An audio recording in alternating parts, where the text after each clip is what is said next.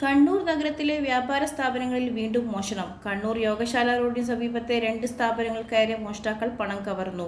യോഗശാല റോഡിലെ KP സ്വാലിഹിന്റെ ഉടമസ്ഥതയിലുള്ള Swalih holidays and tours and ട്രാവൽസിന്റെ ഷട്ടർ തകർത്ത് അകത്ത് കയറിയ മോഷ്ടാവ് മേശവലിപ്പിൽ സൂക്ഷിച്ച 2100 രൂപ കവർന്നു.